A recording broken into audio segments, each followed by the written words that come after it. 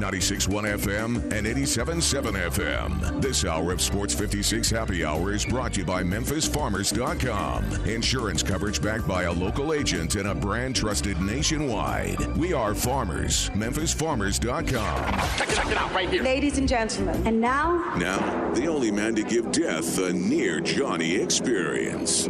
Johnny Harden.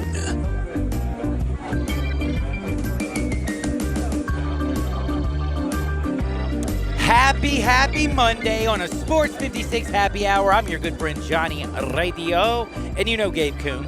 I am going to fight like all get out to get through 2 hours and try to be somewhat positive. And I'm going to I'm going to give you the news. I'm going to bring on my good friend Alex Kuhn, Gabe's brother. We're going to talk about what's going on in the Big Ten. Greg and Eli during Sports 56 middays were tearing it up. Great show. There were a few things, though, on television that they have missed. And I got to tell you right now, there's no reason to have a glass half full when it comes to college football. I don't care if you hate me. I'm just reporting what I've heard and read. I've reached out to every single person that I actually am is what we would call a football insider. I actually had one I thought was going to cry on the phone because he says with college football canceling, I think I'm losing my job. This isn't something that's fun to talk about. This isn't something that's fun to report. Trevor Lawrence has come out and put out some hard tweets and makes a lot of sense. You have a lot of people in these young men's corner who want them to play. And actually, Trevor Lawrence, I'm going to read his stuff, and everything he says makes sense. But I'm going to remind you of this. The National Football League unequivocally will go through. Why? Very damn simple. Money. Money, money, money. And guess what? It's a lot of money. And they're going to play. And they're going to do it. And they're going to risk it. And they're going to try to take all their precautions. Look at the NBA.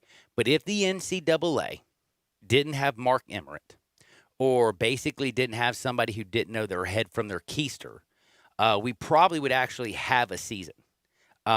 Because there would be already plans in place.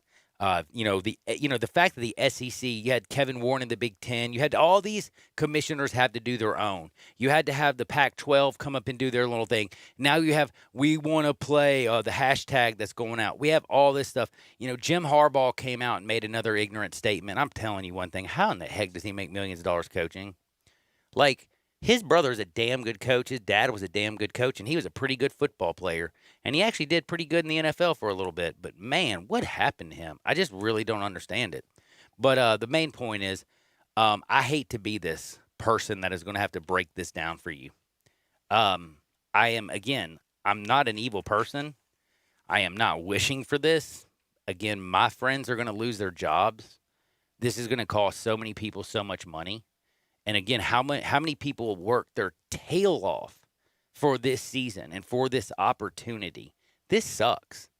This is a global pandemic, and basically all you have to do is say, this realistically sucks.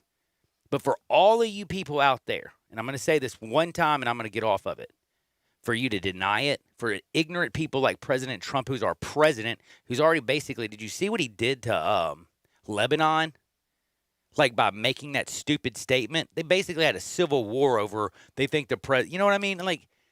Watch what you say, man. You're the president of the United States. And then coming out with all the players today, yeah, we stand with the players. They work too hard.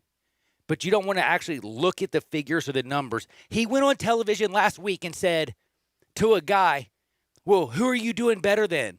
And he looked at a chart. Look at this chart. We're doing better than the world. The world? Again, I am so tired. I am not a political person. I don't like anybody running. Hell, Kanye might be the best person available, and that's sick. I need to run for president, damn it. I'm serious, Gabe. People need to protect and serve. But what we have going on right now, realistically, if you're not paying attention, and I'm going to tell you, 7 of my family members caught COVID this week. 7.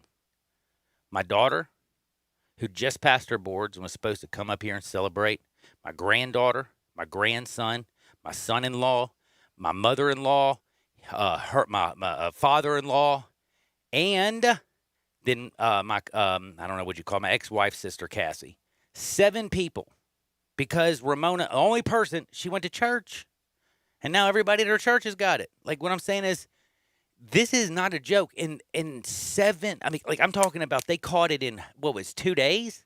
It was like bing, bang, boom. And now she's in a hospital on oxygen. She has lupus and emphysema. And it is a prayer that she comes out. And nobody can even see her. I don't know the future of what's going to happen to my daughter or my grandkids. You think this thing's a joke or something I'm not scared about? I'm scared to death of it. But people want to sit there and act like, oh, it's not real. It's not real. It's a political thing. No, bro, this is real. And the college football is now waking up and looking at it and saying, damn, this is real. And they realize that they have nobody who knows their head from their keister. They don't have anything in play. But I want to read this before I get to the leadoff because I have to say, Trevor Lawrence actually might have made a good, very intelligent statement, and I actually agree with him. But it's because of what we have going on in the country where people don't social distance or people don't wear a mask. I mean, I got people right now texting me, I'll never wear a damn mask. Well, go right ahead. I can't wait till just karma hit you back up inside the head. But what I'm trying to say is Trevor Lawrence tweeted out, and they want to play, and I want them to play. Gabe, don't you want your kids to play? Of course, man. I mean, that's of what I don't course. understand. People think that I want The people that say, that we have media members actively rooting against the season. Are you crazy? This is livelihood. This is our livelihood, too. We could stand to lose a lot we could lose because our of it. We're just truthful, and we're trying to be honest on how we view the situation. I get tired of people trying, you're actively rooting against it. What would that do for me? No, it would actually Nothing. give us not a job, and then we Nothing don't make any for me. money. And by the way, don't we It care about the sucks. country? I mean, we love people. We want people to be. I mean, especially people who work their tails off. You want them to be able. I mean, you're only young once, and that's the other thing. Like, to see how like hard this is going to be on some of these young people. Like, not everybody is Trevor Lawrence. Not everybody's going to go and play in the National Football League. Like, Gabe Kuhn played more starts up until 2 people just stole it from you, your friends. Sorry, Dylan. But he played so much football, and he played the pros. But what I'm saying is there's an end to everybody. And a lot of seniors, I'm sorry, will not go as far as Gabe. No, and a lot of college football players will never go as far as Trevor Lawrence or Justin Fields. I feel for every one of them. I respect the way that they're standing up for their fellow players. But I have to say, if Mark Emmert and if the Power 5 and the people don't start getting their ducks in a row and they didn't want to take care of their players and they waited till now, and that's what I'm saying, they just kept waiting and waiting and waiting. I just don't understand it. But here's Trevor Lawrence. He says, people are just as much, if not more, at risk if we don't play. Players will all be sent home to their own communities where social distancing is highly unlikely and medical care expenses now will be placed on the families if they were to contact COVID-19. Man, I agree with what he's saying. Communities aren't doing this. I was so disappointed looking downtown and seeing all the people down in the river, I wanted to throw up. Me and my dogs walked out, and then we turned around and walked back in. Like nobody had a damn mask on. So the one thing I will say, I do agree with his sentiment there for a lot of the guys that play on that Clemson football team and football teams around the country. But I will say this. There's no mention of liability. There's no mention of what the school has to deal with in regards to liability. And, yeah, you want to play, right? But are you willing to sign the liability waiver that says if you catch it, they are not on the hook for it? That's the issue. That's the thing here is you have to decide what you're willing to do to play. And to play, you have to sign a liability waiver that waives your rights. Basically, but the sad thing is what just Trevor Lawrence is right. Rights. He also mentions, and he did when he does say this, like the fact that they have to go back to some of these players don't go back to communities that are uppity like Mr. Trevor Lawrence is what I'm trying to say, and that's basically I think what he was getting at. Very true. You're going to put them in more actual risk. He's like you're going to send them back to where, and then they're going to do what? Be like literally in a COVID hotspot. And then he came out and also, and I'm about to get to the leadoff, I promise you, because I love Gabe's leadoff. But then he comes out and says, not to mention the players coming from situations that are not good for them, their future, and having to go back to that Football is a safe haven for so many young people, and I do unequivocally agree with that. But football is what I'm trying to say, Trevor. They're the ones that drop the ball. They had the ability to protect you, to bring you in, to set all these rules and regulations. And let's just be real. Mark Emmert didn't do a damn thing. He sat in a corner waiting for the Power Five. He sat in a corner waiting for everybody. And you know what? He didn't plan for Jack. And when you have virtual learning going across the country, when people are actually starting to realize that, hey, it's an election year, we should stop listening to politicians and should listen to doctors. If I'm going to get a heart surgery, are you going to get it from me or a doctor? I would hope a doctor. I would too. Now, if you want to do a radio show, are you going to get me or just some average Joe walking in off the street? I would probably lean to you. Oh, thank you very much. That might be the smaller list, but thank you. No, but again, and if you want to talk about accounting, are you going to go and talk to a philosophy major who doesn't know a damn thing about numbers? Again, these are what I'm saying is like the people that we are listening to, it doesn't make any sense. So the last thing I want to say is because Trevor Lawrence has been so open, he says having a season also incentivizes so much of everyday just life. I understand that. He says players being safe and talking all the right precautions to try to avoid contacting COVID because the season, teammates' safety is on the line. Without the season, as we've already seen, people will not social distance or wear masks and take the proper precautions, and I'm scared for my teammates. I got to say, I actually can't argue with one thing that Trevor Lawrence said, and you know what? These kids actually might be safer playing football. They really might be. I almost kind of wish that I could get Heather Dinich to agree with it or these commissioners. But do you want to know what the sad part is? The commissioners are looking at one thing. If we get a breakout, how much money is it going to cost? Looked it up. Do you know what the average COVID price is for basically people who go to the hospital? Tell me. We're hitting over $25,000. Now, it depends on, if you're in certain states, it's a lot more, but this is what I think the Power Five, they're looking at this not about player safety. They're looking at this about their damn bottom line and how much is it going to cost if somebody does get infected and are we going to get sued? But I've been talking all damn day. You know what time it is? It's my time for my good friend to lead this Jun off.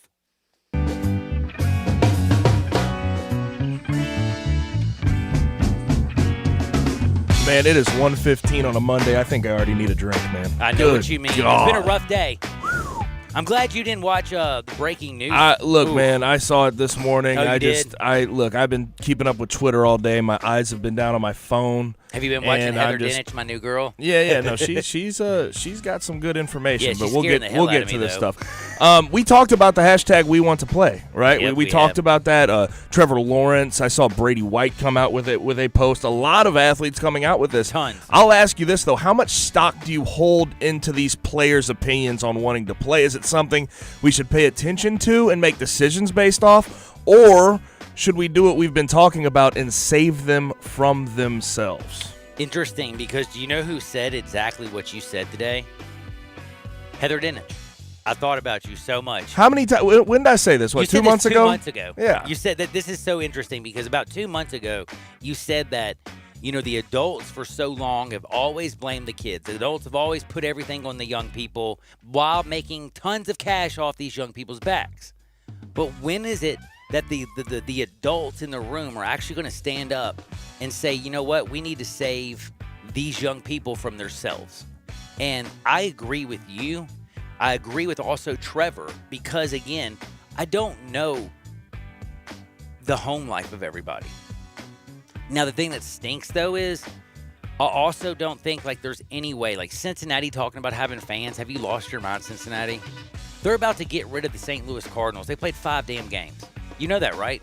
Yeah. They're going to be cut so quick it's not even funny if we're going to have a season. You bring in fans who will not wear masks. And again, it takes one person. One person had it. And guess what? In a matter of a week, my whole family's damn sick. Now, I'm lucky that my daughter was studying for her boards and I hadn't seen her in 4 weeks. If not, I'd have it probably. you know? But again, it's just this is the reality of the situation, and Gabe, I think, said it first. Pro athletes are pros.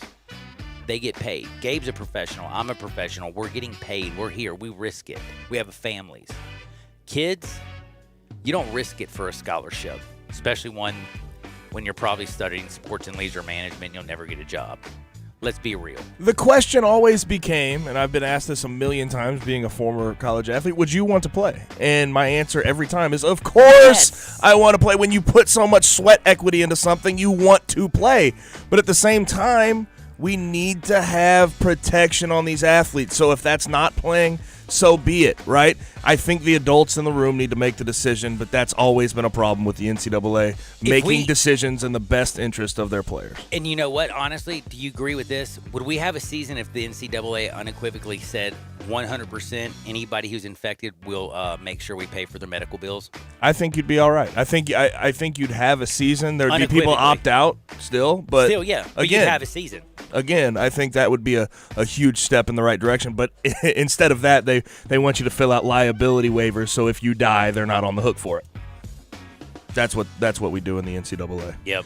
Now, the Big Ten, there's been conflicting reports. I'm pretty sure from talking to my sources, I have a brother that we're going to talk to at 2 about this, they're going to cancel their season. Done. It's basically done. The likely follow-up here is going to be the Pac-12. We will see that, but the ACC, Big 12, and SEC are holding out hope, and I think the SEC will obviously be the last. And I'm just going to go ahead and ask you this straight up, as honest and open as you can be to answer this question. Will we have any fall football? No, none. None will be in the fall, only in the spring. If you watched anything that they talked about today, I listened to Paul Feinbaum, Heather Dinich. I read a great article on Yahoo Sports about it. Not only one commissioner is ready for fall football. I'm sure you can figure out that. Mr. Greg Sankey, everybody wants to push it to the spring. Now, pushing to the spring is, I don't know. There's some questions I have. There's a lot of questions I have about that. I don't know if that's truly the answer. But again, I can tell you this. Right now, if you don't want to push things to the spring, all you have to do is have them say, you're not signing these waivers anymore, and we will medically take care of you, God forbid something happens. And then guess what? We'll have a season, because if you're paying attention, hashtag they want to play. But again, like Gabe says, maybe we need to save them for themselves. I'm not a doctor. I'm just a radio host who's giving you the information. I'm not telling you what to think. I don't know what to think. I want the Power 5 to pay for. I want every college player, if they go play football, if they got sick, their medical bills are covered by the university. That's simple. And then I think we could have sports, just as the NFL is going to pay everybody to go play and risk it. But if they're not going to pay, and they're going to put it on the onus of the parents, how many parents can realistically afford a $25,000 medical bill? They can't. And that's what I'm saying. So it's a very simple thing. It's always about money, which sucks. But dadgummit, if you want fall football, tell the Power 5 to pay for these kids' health care, period. Well said, my friend. Now let's transition a little bit. I want to get away from this before we get right back onto it in the next segment, and then leading up. Oh, by the way, hold up! I have the funniest story. I've waited since last Thursday. Okay. Have you ever heard the song by Michael Jackson, "Beat It"? Yeah. Oh, yeah. Beat it, yeah. Why are you bringing it up? Yeah. Can you imagine if an organist played the song "Beat It" to a guy who was walking up, and maybe he got caught doing something really bad in a parking lot? Oh, don't worry. This Hardwood will make you laugh so hard. I just wanted to put that one out there for you. All right, now a little NBA. 2 games left in the NBA bubble. Spurs and Blazers are closing in on the Grizzlies. So we have great. a game lead, I believe, on the Blazers, a game and a half on the Spurs. In all likelihood, the Grizzlies, I'm talking about, will probably be in the 8-9 matchup, barring something completely unforeseen. Will the Grizzlies find their way into a first-round matchup with the Lakers or not? Okay, here's the thing. So right now, just according to everything, I want to give everybody the percentages, okay? The Grizzlies have a 55% chance of what? Earning the 8th seed. Why?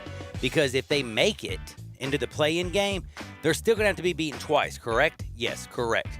Now, Portland, a 30% chance. Spurs, 10. Suns 5. Suns have an extra game, by the way. They've only played. They got 3 games, as the other teams have 2. Now, I don't think the Suns are going to get there. I don't think the Spurs are going to get there. But don't tell me that Dame Time has not just basically wrecked this whole thing. I want to ask you this: did they not want Zion and LeBron in the first round? That's the feel. conspiracy theory. But Okay. I honestly believe that's the truth, though. I really thought they wanted a big market, and I think because of they got so greedy and selfish that Adam Silver and the NBA might have cut off their nose to spite their face. Because Dame Lillard, did you see what he did the other day? 51, something like that? He had 25 in the first half, 51 points for the game, ball and shot calling, dropping people. And again, who made the Western Conference Finals last year? Was it LeBron James? Nope. It was Dame Time. Now, they got swept by Steph Curry and the Warriors. But hey, Damian Lillard, CJ McCollum, first round. LeBron James is praying to God the Grizzlies make it, because they don't match up well at all. And if Dame Time and CJ go off, they can't outshoot them, period. By the way, I don't know if you fully mentioned this, but the Pelicans are literally mathematically eliminated they're from eliminated. the whole thing. That's by the way, that's why I'm saying the Zion thing is over. Yeah, the Zion pipe dream for a lot of NBA fans. That's why, is by the way, gone. did you notice when I listed the percentage? I didn't even list the Pelicans because it's OV. It's a 0.000% It's over, yes. But Suns zero. actually have a 5% chance, and I do want to mention this a little bit later, and we're going to go to break. Devin Booker and some stuff talked about this weekend. Dude's playing ball. Couple people come out and say some crazy things about him having to leave and get hit with a $50,000 fine. Draymond Green, I know you're a cup-checking crazy lunatic, but do you just like giving your money for stupidity? Oh, we'll talk about this. We'll talk about more. We got Hardenwood. We got Alex Kuhn. We're praying for football. But again, the one thing I can guarantee you this, unequivocally, there was one thing I saw in the NFL this morning when I was watching the, the dude I hate so much I shouldn't say hate. The guy that I just don't like that much on the NFL Network. You always remember his name. Peter Schrager. Thank you. Schrager, I can't stand, but you know what? Schrager almost made me cry. I was so happy. Schrager said he guarantees that the NFL will play this year. And you know what that did? Again, it almost made me cry. I was so happy. So we're definitely going to have some NFL, it feels like. But hey, Mac is gone, dude. They've already canceled it. I'm already telling you right now, Big Ten will follow suit tomorrow. If you didn't know, it's going to be like a thing of dominoes. And here they go, clink, clink, clink, clink, clink, clink, clink. And then college football is going to be OV, yo. Real quick, on the other side, we're going to give you a sort of tweet here from Greg Sankey, the commissioner of the SEC. Oh, yes. And by the way, also, one other thing is, dude, did you see my homie play some golf this weekend? Morikawa? Dude, where that shot, was that on 15 or 16? Did you see that? Drive? Oh, my Lord, that was incredible. Dude, Colin Morikawa. 23 years old. I was about to say 23 years old, and last but not least, did you know that how many people are that, do you know what list he's in? Oh, guess what? I'm going to tell you on the other side. This is Sports 56, 96.1 and 87.7 FM. Listen online anywhere, anytime at sports56whbq.com. We are real sports talk. Sports 56, 96.1, and 87.7. Available on your radio dial at 560 AM, 96.1 FM, and 87.7 FM. As well as online around the world at sports56whbq.com. Take us with you everywhere on your phone or tablet by downloading the Sports 56 app. And at home, tell Google or Alexa to play Sports 56. Wherever you are, stay tuned to real sports talk. Sports 56, 96.1, and 87.7. Brian Elder's Roofing Solutions. Chris Price here for Brian Elder Roofing. The storms we've had over the past several months have been devastating to our communities. The rainy season is ahead. You may have not even noticed the dripping in your attic, water stains throughout your home, or even worse, mold and mildew. Please call Brian Elder Roofing and we will send out our project managers to assess any damage. We will not try to sell you a roof if all you need is a repair. We will measure your roof from outer space. 0% for 60 months, even no payments till 2022 are available with approved credit. If you've noticed missing shingles, water stains, leaks in your roof, call us before you call your insurance company at 867-0303. That's 867-0303, and we will provide a free, thorough inspection of your roof's condition. Call 867-0303.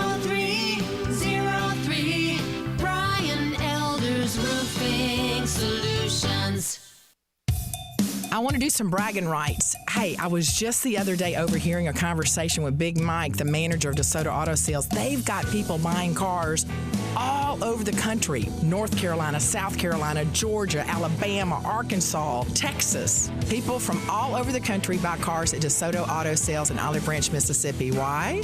DeSoto Auto Sales has the most stringent car inspection in America. They get it right the first time. Quality and low mileage. Factory warranty on most vehicles. My favorite part is the people who work there. Big Mike, all the employees are professional, friendly, and go that extra mile. Expect as you walk in the door, you're treated like family. DeSoto Auto Sales understands your time matters. We can help you find your dream car and get all the paperwork finished in less than an hour. Come see us at DeSoto Auto Sales and be part of our family. Have a great buying experience every time. 662-890-7184. Hi, this is Rob Brown. Join Pete Cordelli and me for Sidelines, Saturday mornings, 8 to 10 a.m. on Sports 56, 87.7, and 96.1 FM. We'll cover the Memphis Tigers, the SEC, recruiting. Hey, if they keep score, we're covering it. Check us out on the website at sports56whbq.com and sidelines.live. Sidelines is brought to you by Duncan Williams Asset Management. Saturday mornings, 8 to 10 a.m. Get up and give us a call. Welcome back to Sports 56 Happy Hour with Johnny Radio. This hour is brought to you by MemphisFarmers.com. Insurance coverage backed by a local agent and a brand trusted nationwide. We are farmers. MemphisFarmers.com. Well, show me the way to the next whiskey bar. Oh, don't ask why. Oh, don't ask why. Show me the way to the next whiskey bar. Oh, don't ask why. Oh, don't ask why. For if we don't find the next whiskey bar. Woo! Welcome back into Little Sports 56 Happy Hour. You know who I am, your very good friend Johnny Radio. I hope y'all know what goes down Tuesday. I shouldn't have to, tell you because you're a Memphian. It's the Boston Celtics. It's the Memphis Grizzlies. It's bubble action, and basketball has been fun. I will say, though, today, man, the Suns are playing, man. I hope Oklahoma City just beats their brains out and eliminates them. Don't you, Gabe?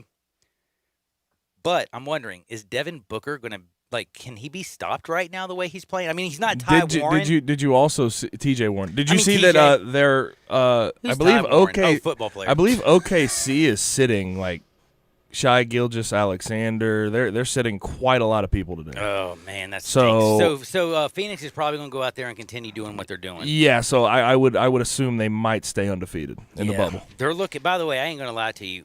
That's crazy that they're undefeated Lakers in the right bubble. now are praying the Grizzlies win and don't want anything to do with Portland or the Suns. You know what I mean? They're just I don't want nothing to do with them in the first round, yo. By the way, are you shocked Doc Rivers pulled that game out against Portland when it almost would have probably kind of guaranteed them a better shot for Portland to play the Lakers in the first round? And Doc knows that Dame Time and C.J. McCollum are going to give and I'm not, no disrespect to the Grizzlies, but, everybody's injured. Trey J, Justice ain't playing.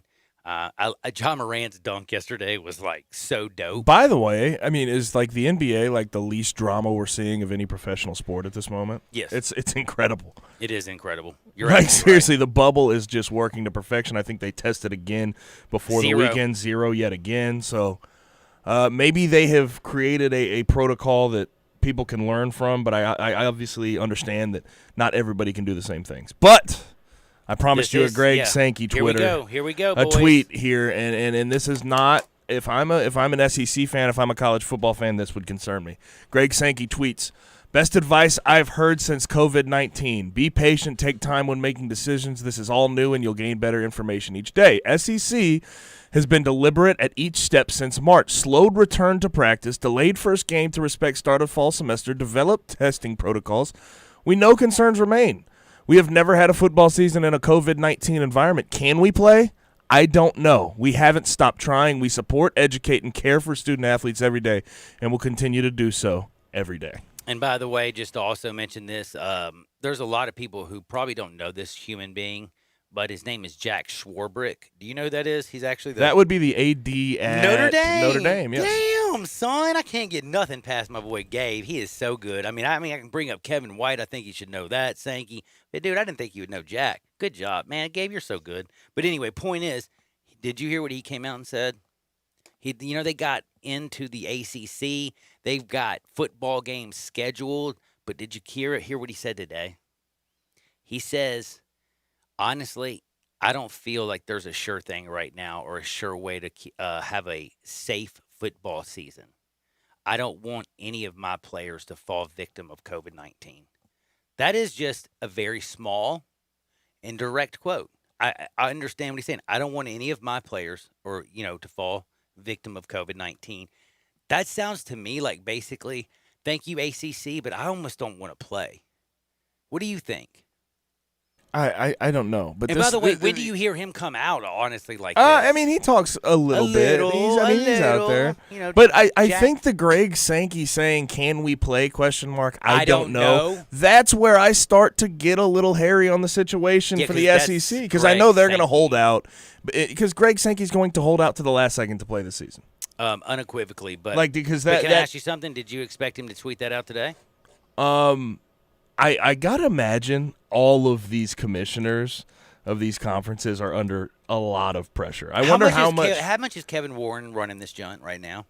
He's running it. He's the first to make a decision on everything. I was going to say, right now it looks like the Big Ten. He's a very progressive commissioner. He's a very progressive commissioner. He's very, very. By the way, I like the fact that when he makes a decision, he sticks with it too. You know what I'm saying? He doesn't back down. He's a trailblazer almost. A lot of people probably don't know who Kevin Warren is. But if you're a Big Ten person, you should know. But anyway, he's the one person right now that I think's leading this joint. And I will tell you one thing. Kevin Warren has come out unequivocally, and I will read this to you. I prefer spring football, period.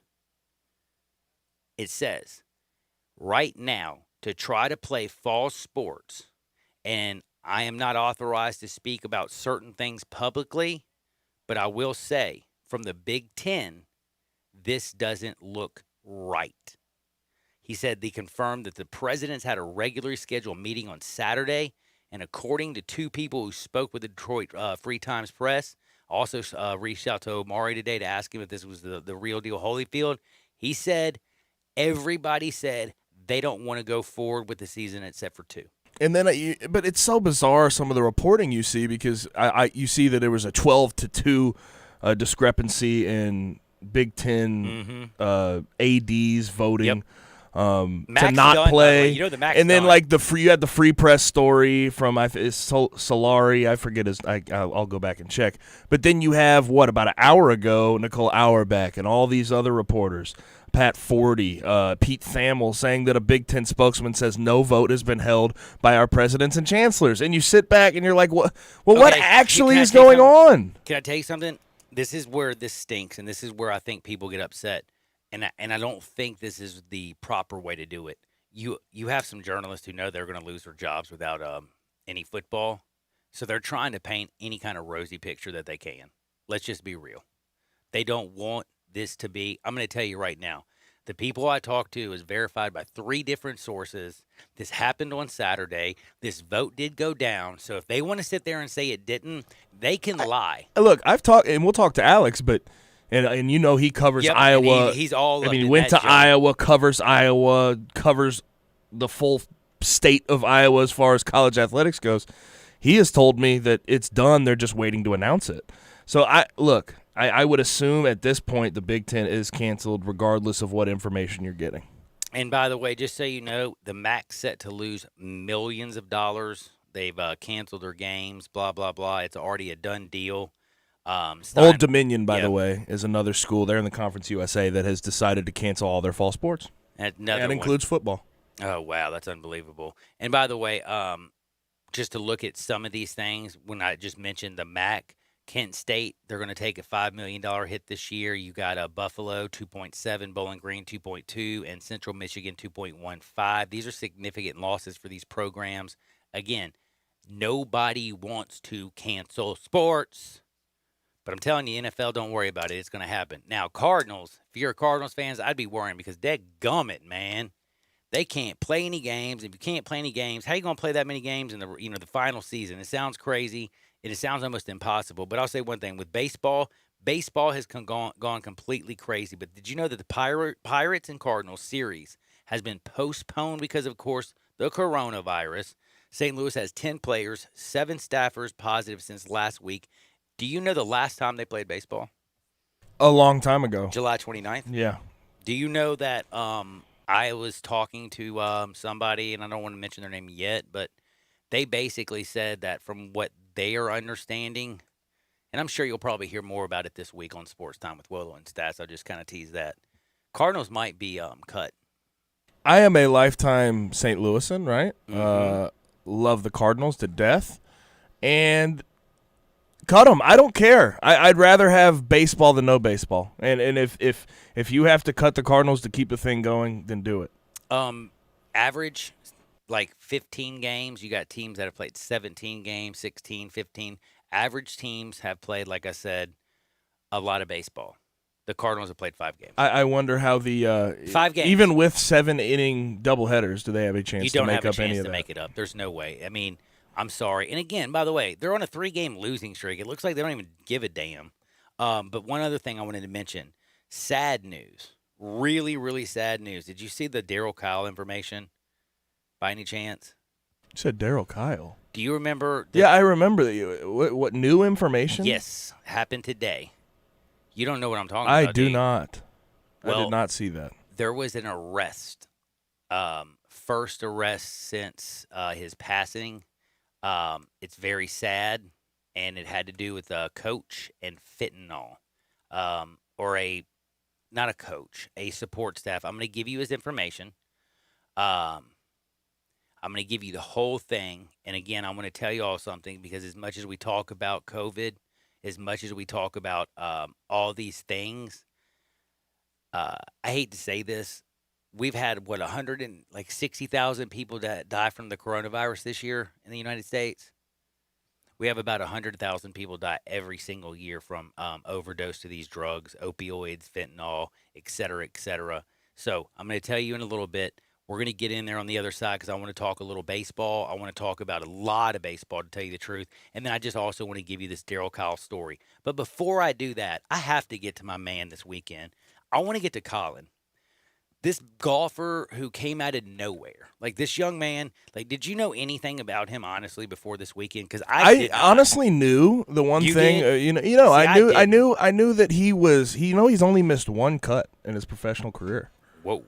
I didn't know so that. Yeah, I mean he's been one of the guys, especially this year on the tour, very, very, very consistent with his game. Dude, he's so good. And you knew there was going to be a breakthrough at some point, but this is his first major. At 23. I was getting ready to say, it's all about the age for the young man, because he hops up there with Jack and Tiger. Do you know what I'm saying? And Roy McIlroy, the 4 youngest guys to ever win a major. Think about that. That dude's that's unbelievable. I'm very impressed with him. Didn't expect him to be this great, and I definitely thought this was going to Dustin Johnson. By the way, can I ask you, is he going to be the best golfer to only maybe win one major? And I don't know how to explain it. Again, what am I looking for? Who won one major, but he had back injuries? Dustin Johnson, 11 under. Paul Casey was 11 under. Colin won that jaunt. He was awesome. But is Dustin Johnson kind of a disappointment in your eyes? Or does he feel aloof, is what I guess I'm trying to get at. It's tough to say. I mean, the guy's he's consistently in the running to win a lot of these tournaments, a lot of majors, so I can't call him a disappointment, but you would like to see him win a little bit more. I get where you're coming from on that front. Well, I'll just say, I thought Dustin Johnson was the dude who had it set up, and he was now reminding me of Freddie Couples without a back injury. Freddie won one. Dustin is awesome. He has the skill set to be Tiger Woods or whatever, but I don't know if he's just enjoys being rich and married to the Gretzkys, and he plays golf. But it's like he doesn't like. Do you ever feel like he's taking it as serious as other golfers? Is what I'm trying to say. I think, like I said, I think he's the most talented golfer who doesn't give a damn. Like, he just goes to play. Hey, I'm gonna go play a little golf this weekend. Shot 11 under, pretty tough course. Tied for second. Like, I just don't get him. And that's why I want to ask this. Is he going to be the future Freddie Couples? Or is because Freddie was beloved, will Dustin Johnson be forgotten in the future by most golf fans? Like, I don't know. I'm not a golf guy. I should ask probably Willow this question. But I do have to say, Colin Morikawa driving that green, hitting that eagle, his putter all week was straight up nasty. He was first all weekend, by the way. I don't know if you realize this. Did you know that dude came out there and just hit fairways and greens, and then knocked in putts and played probably like the most complete round. But I mean, he won the tournament, but I'm saying he didn't have like anything miracle, and he didn't have anything disastrous. He just played good damn golf for 4 straight days, kept chipping away, and then at the end of it, he's 13 under. Now, he did also have that great chip in. Did you see that? I did. That sort of started his roll there on the back nine. Yeah, that was awesome. But anyway, I love this guy. So I'm going to watch him. But again, I want to say this. He now has joined Tiger Woods, Jack Nicklaus, and Rory McIlroy as the youngest dudes to win a major. Think about that. This guy came out of nowhere, 23 years old, and wins this jaunt. I'm so impressed. By the way, Phil Mickelson, I just think I saw his future. He's going to be the next Tony Romo for golf. Did you see that this weekend? They brought him up there like the Did you see that? Yeah. Bro, was he not the best person on the broadcast? I'm serious. I think he's going to be Tony Romo in the future for golf broadcasting. Phil Mickelson is going to be one of the best golf broadcasters, period. I thought he was great. I thought his like the way he talked about the players, analyzed everything. When anybody else talked, I wanted him to shut up because I just wanted to hear Phil. Now, it might be because I like Phil because of the, St. Jude and how much he's done for Memphis, but that was awesome. And then I got to take a quick break. I'm going to tell y'all again on the other side, we got to talk about a coach. We got to talk about Darryl Kile, okay? Darryl Kile and what happened and the arrest that has been made. It is an absolute... It's just disgusting. I also have to talk to y'all about Luka Doncic. And I want to hit this right now, 67129. I'm chilling in the Family Leisure Studios where family and fun come together, 2120 Whitten Road, just north of I-40. You want to look at me, check us out for Sports 56 WHBQ on Twitter, Facebook, YouTube, Periscope, and Instagram. And I'm telling you right now, the reason I'm saying that is because we're coming back. We're going to talk all about Darryl Kile. We're going to bring up Luka Doncic. And this is what I want y'all to hit at 67129. Is Luka Doncic actually going to be a bigger star than Zion Williamson? For real. I'm asking you this because Luka, in my opinion, looks like the best damn basketball player not named LeBron James or Anthony Davis or James Harden. You know what I'm saying? Like the big five, the power five. But you look how young he is. 3 years. Couldn't he be cream of the crop? I'm not saying, Kawhi ain't going to be gone or anything, but I think Luka has a chance to be the best player in the NBA. Am I crazy? I don't know. Hit me at 67129. Tell me what you think about Luka Doncic. And by the way, TJ Warren, is he really going to be a baller like this going forward? Or is this a bubble thing? Because nobody's playing better basketball in the bubble than TJ Warren.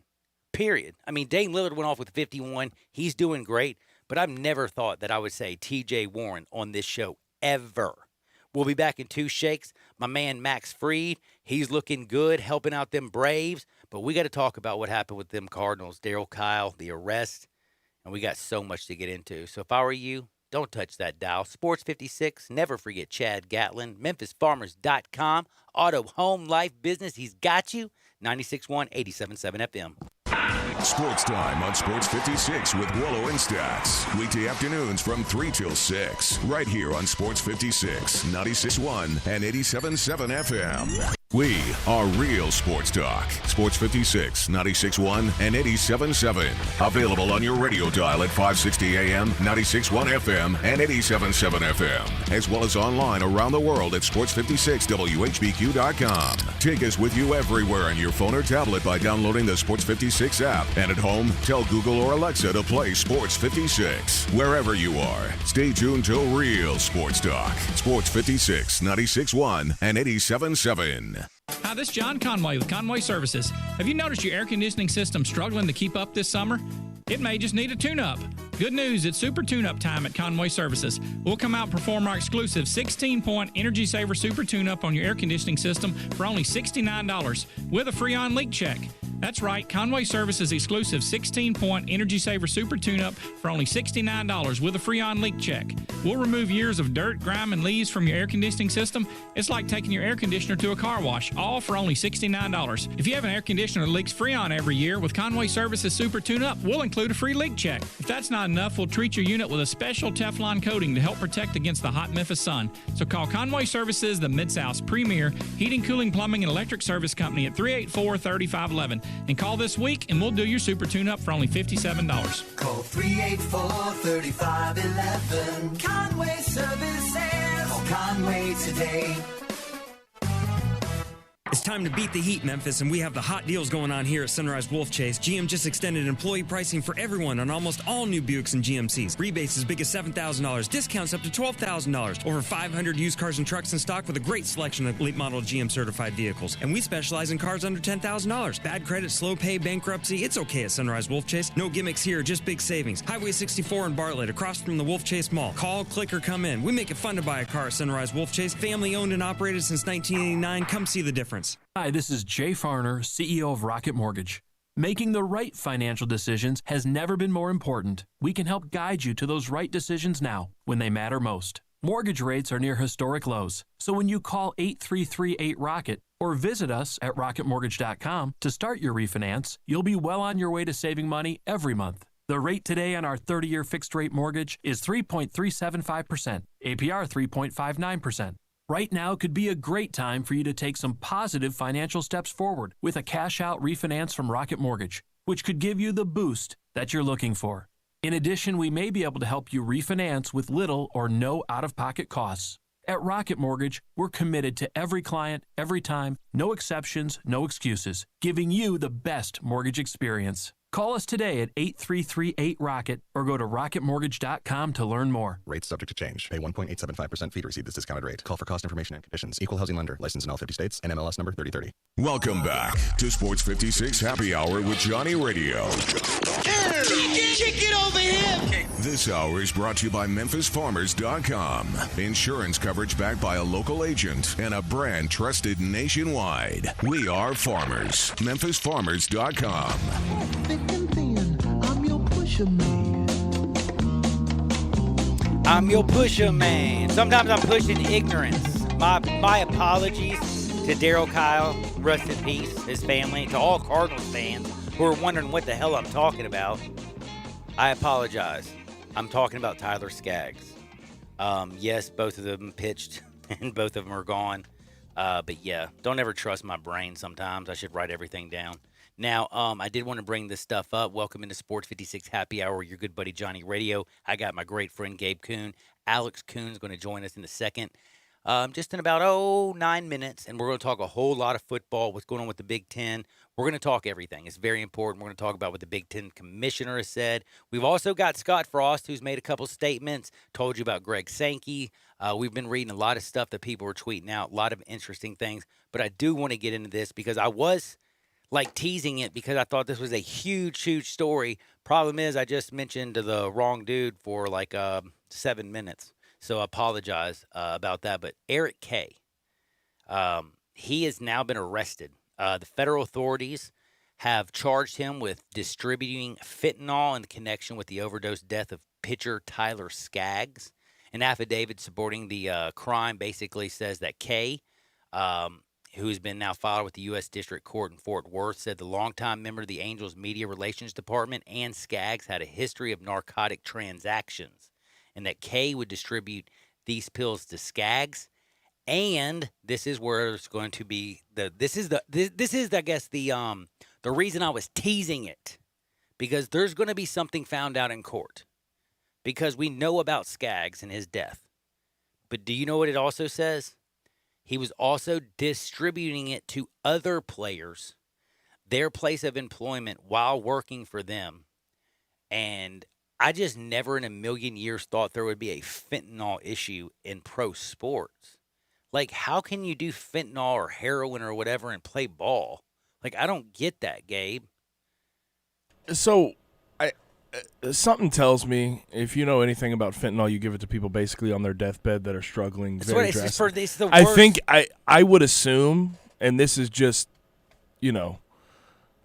a basic understanding of what that drug is, that it was an accident, that it was not supposed to be fentanyl. Oh, you think he was actually I think it was something where, like he thought he was getting a painkiller of some sort, but people lie. See, and that's that's the the thing problem that's the problem with illegal illicit drugs, is you don't know what you're getting. Now, this is going to be the interesting part of what you said. I want to interrupt because I think it's bad what he was trying to do in the first place, but you don't take I don't know a lot of people. I don't know anybody who takes fentanyl on purpose. Me neither. Like, but I would say that's insanity. The district court of Fort Worth also put in there that not only did he have a history of narcotic transactions, but they do emphasize that he distributed pills, and he had a pill compressor. So you would basically, I don't know how it is, from what they're basically telling us, that you order it up from China on the black market or something, and then you make your own like hydros or oxys or whatever the hell. And he got fentanyl, made it too strong, and he killed a man. He killed the pitcher. Sorry, Tyler. He killed him. I mean, Angels pitcher Tyler Skaggs is dead. He got to know him very well, I'm sure, out there. And I know that my man Kay probably never thought this was going to happen. But I just want to ask this question. Gabe, are there that many people still taking opioids in sports? Oh, God, yes. Oh, God, yes. Really? A lot, yes. Because it's what you're given to rehab from injuries, and they give you too many, and then you refill it. And then years ago. It's the same today. It's the same today. The awareness is getting there. It's not fully there, but when you take those types of pills to rehab from an injury, there becomes a dependence on them, and we, as a society who want our sports players to be back quickly, we just keep feeding into it so they can be back on the field as quick as possible, and that dependence is still there. Man, so it happens. It is still prevalent. Oh, it is still prevalent, and it's actually very, very scary. So again, while we worry about COVID-19, I ask you to still talk to your children. I'm sure you still have those conversations about the birds and the bees, but also tell them, don't buy drugs on the street. Don't take anything. My man Tyler Skaggs, rest in peace. My man Eric Kay, you're you know what's in a vice, and I am very sorry about Eric Kay. And again, the Cardinals, sorry about that with Kyle. I had the Cardinals in the brain because they're about to cut the Cardinals. They played 5 games. They lost their last 3. They've had to postpone this series. I mean, come on. How are they going to finish the season at this pace? You got teams that have played 17 games, and y'all played 5. By the way, the Suns are down to the Thunder 15-10. Let's go, Thunder. A lot of basketball. Big time tomorrow. Grizzlies, baby. Boston, 4 o'clock Central Time. I'm fired up for that. But you know what I'm fired up about? We're going to talk about T.J. Warren. We're going to talk about the Big Ten. We're going to talk about the SEC, Heather Dinich. We're going to talk about Notre Dame. We're going to talk about all these coaches. Scott Frost, Iowa. We're going to talk about everything that we have learned and found out today with my good buddy Alex Kuhn next on the other side. I got the greatest story for Hardwood today. I've been holding it since last Thursday. There is an organist, this dude who plays for the Braves, and he played Michael Jackson's Beat It. It was the funniest thing I've ever seen in my life. The guy should get a raise. You'll understand why it was so funny during Hardwood.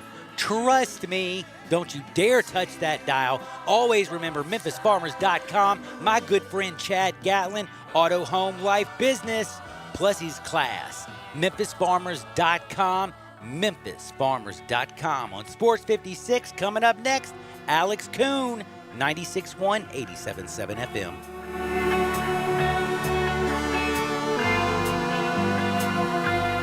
I Buy Houses, 901-406-1101. That's 901-406-1101. I Buy Houses. I Buy Houses will buy a house in any area, in any condition, and yes, it's guaranteed to close in 5 days. If you need to sell your home quickly, call 901-406-1101. If you've been through a divorce, if you lost your job, if you're tired of renters, I Buy Houses can get you your money quickly. I Buy Houses will buy your home in Shelby County, DeSoto County, Memphis, Bartlett, South Haven, Horn Lake, Olive Branch, anywhere and everywhere in between in any condition. And yes, they're open 24 hours a day, 7 days a week. I Buy Houses, 901-406-1101. That's 901-406-1101. Grab that pen, 901-406-1101. I Buy Houses.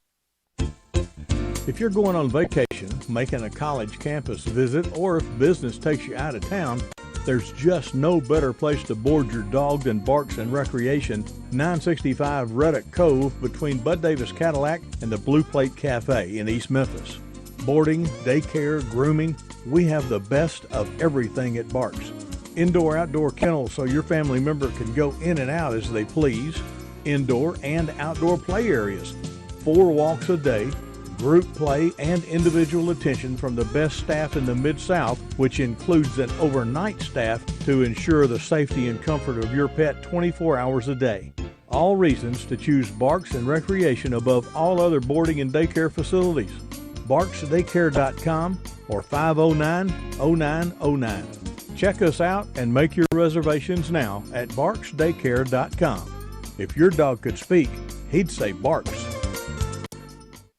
Hi, this is Troy Fiveash, owner of Fiveash Roof Services. You've heard me talk about how we offer the best products, the best warranties, and the best services for years. Now let's talk about pricing. Pricing should never be the only reason you hire a contractor, but in today's world, pricing is always a consideration. So we suggest you get 2 or 3 estimates for your roof replacement from a reputable, licensed, and insured company, and then give us a call. If we can't beat your best price for a comparable roof system by more than $100, we'll give you $100. It's that simple. We are so sure we can offer you the best price, beating all other qualified companies. We will hand you $100 if we can't, and thank you for the opportunity. So give us a call. What's the worst thing that's going to happen? Make $100? Fiveash Roof Services, a proud supporter of Tiger Athletics and the official roofer of the Tigers home team. Fiveash Roof Services, fair, honest, and ethical. 367-0050 or memphisroofer.com. Fiveash Roofing, it's what we do. We're here for you. We are Real Sports Talk. Sports 56, 96.1, and 87.7. Available on your radio dial at 560 AM, 96.1 FM, and 87.7 FM. As well as online around the world at sports56whbq.com. Take us with you everywhere on your phone or tablet by downloading the Sports 56 app. And at home, tell Google or Alexa to play Sports 56. Wherever you are, stay tuned to Real Sports Talk. Sports 56, 96.1, and 87.7. Chad Gatlin is your Mid-South Farmers agent, and he's easy to find. Just go to memphisfarmers.com to get a fast quote or call his office at 901-237-1176. And during this wild time we're all facing, know Chad has you covered. Whether you need to file a claim, get a quote, or just talk about what he can do to give you the absolute best coverage at the best price. Chad is a Memphis man and knows the area and that everyone is different, and he will work to make sure you have everything you need and nothing you don't. Get a fast quote at memphisfarmers.com or call 901-235-1176. Got something you want to get off your chest? You better have a backup plan. Want to join the conversation? Someone needs to tell him he has to grow up. Join us on the First Bank phone lines at 360-8255 or the First Bank text line at 67129. We are Sports 56, WHBQ Memphis, WIVG-FM Tunica Memphis, and WPG-FLP Memphis, Flynn Broadcasting Stations. Now back to Johnny Radio's Happy Hour. Kick it over here. Kick it. On Sports 56 and 87.7 FM. Here's your host, John Harden. Gold and shackles, ball and chain. Listen to the whistle of the evening train. You know you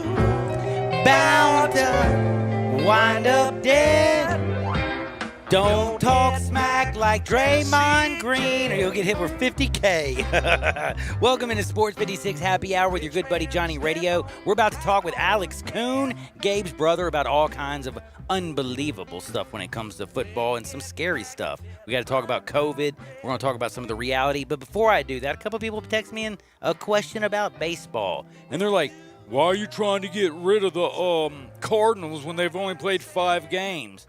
Well, because guess what? The Twins got swept by the Kansas City Royals. They've lost 4 straight, and they're still 10-6. Well, guess what? The Cardinals are 2-3. They played 5 games. Look around. The Yankees 10-6. Twins 10-6. Athletics 12-4. Well, watch out, Athletics, bro. Braves 11-6. The Cubs 10-3. The Colorado Rockies and Dodgers both 11 wins. Rockies only 4 losses. Dodgers got 5. So we got a lot of teams that were playing a lot of baseball, and the Cubs ain't playing. And we also have teams who are taking things serious. Before I get to talk to my good buddy Alex Kuhn, did you know that there was a team that actually sent a young man home after he pitched? Yep. The Indians sent my man Zach Plesac back to Cleveland after he pitched, won a baseball game because he violated the MLB virus protocol, went out and hung out in the city with some friends. They put him in a, what do you call it, like a rental car or a taxi, a Uber, whatever, and sent him back. Now, he sent out and said that he's going to try to do everything to appease his players and get back to play again and earn their trust. But, man, I'm telling you, they're taking this thing serious Minimum now. 72-hour quarantine, I believe, correct? Minimum, you're exactly Minimum. right. And then he's obviously going to have to test. 2 tests. He has to pass 2 tests. Yeah, so he's going to miss his start. It was absolutely stupid of what he did. But, again, Major League Baseball is taking this serious. They're taking it so serious. I'm telling you right now, in my personal opinion, Marlins, they came back. But, man, I hate to say this. St. Louis Cardinals, I don't think you coming back. So I hope a Cardinals fan enjoy those 2 wins this year. Now, one other thing before I jump into my man Gabe. My man Gabe and Alex. I'm going to talk to both of them. Again, I just wanted to mention you got Trevor Lawrence going out there.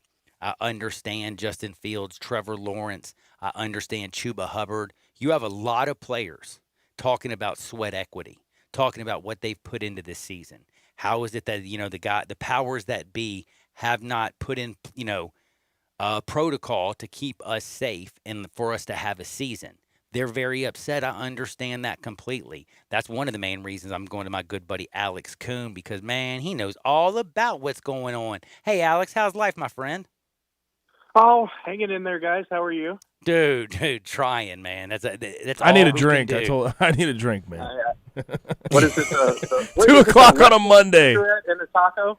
Dude, no, I'm not going that far. I just need a drink, man. See, he's like, I don't even need a he don't want. I'm the left-handed cigarette. He wants the drink, but I definitely want some tacos. They sound good, don't they? Tacos do sound good. Oh, got to look at the Hey, by fine the way, things in life with one what's thing, going on. I got to also ask your brother this before we get into football. When you saw Eric Kay getting arrested and for the overdose death of pitcher Tyler Skaggs, and I don't know if you read this thing, but they talked about it in the district court in Fort Worth about how he has a history of narcotics transactions with major league players.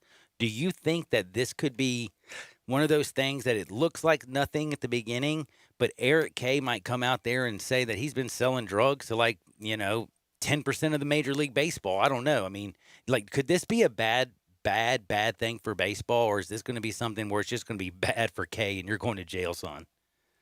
I think it's going to shine a light on a problem that's in professional sports, and honestly, I think it leaks over into college sports, and it's a huge problem with our society. And I think that things like this need to be treated with the utmost seriousness. And it's possible, but I think that for now, you need Major League Baseball, you need the NFL, you need all of these leagues looking into this claim. And let's not forget that the New Orleans Saints, they didn't have a death on their team, but they went through something similar where there was a lot of sort of prescription drug fraud, if you will, going on. John asked me at the break, he goes, so what do you think the percentage of people on that team that actually probably bought from this guy on the Angels. I said, well, I bet you'd find a nice correlation between the guys who have been through big surgeries and the guys that have bought from him. Because, we have this thing with our sports culture where we will feed these guys all these prescription drugs until they get on the field, and then when they get on the field, we don't actually realize how dependent they have become on these drugs. And I've seen it in my short time, even at Memphis. And I'm not going to say any names, of course, but I've seen it. I've seen people completely reliant upon these prescriptions, these opioids, and it's sad. And they're 20 years old, they're 21, they're 22, hell, they're 19 sometimes, and they're already addicted and reliant upon them. Can I tell you guys a story real quick? Please. Okay, so I had a minor procedure done in March. It was just on a cyst on my arm. And when I say I had no pain from this at whatsoever afterwards, I took a couple Advil every 8 hours afterwards, and I was totally fine. Did not feel a single bit of pain whatsoever. I had this procedure done in Cedar Rapids, Iowa, and the surgeon wrote me a prescription for 40 Lortabs. Okay, once again, 40. 40. See, that's the whole prescription kickback thing. And for what? And for what? That's my question. Why? To get you addicted. That's my point here. I thought about that. I didn't take a single one. I took it back to the pharmacy and had them get rid of them. But I still think about that, and especially in professional sports where guys are consistently in pain and having injuries and broken bones and torn ligaments and soft tissue issues.